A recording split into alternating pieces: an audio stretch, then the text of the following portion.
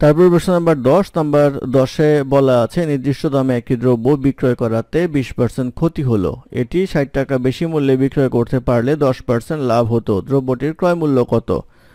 তো ধরি ক্রয় মূল্য ইকুয়ালস হচ্ছে 100x। তাহলে 20% ক্ষতিতে বিক্রয় মূল্য 20% ক্ষতিতে বিক্রয় মূল্য ইকুয়ালস আসবে হচ্ছে 100x মাইনাস 20x ইকুয়ালস আসবে হচ্ছে 80x।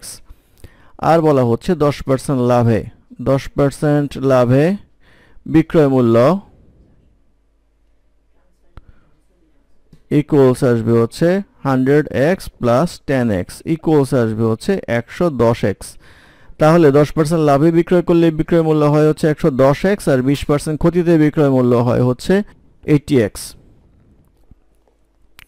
আর ক্রয় মূল্য হচ্ছে 100x। তো প্রশ্ন মতে বলা হচ্ছে যদি 60 টাকা বাড়ানো হয় বা 60 টাকা বেশি মূল্যে বিক্রয় করা হয়, অতএব এই 110x মাইনাস 80x ইকুয়ালস আসবে হচ্ছে 60 বা 30x ইকুয়ালস আসবে হচ্ছে 60 বা x ইকুয়ালস আসবে হচ্ছে 2।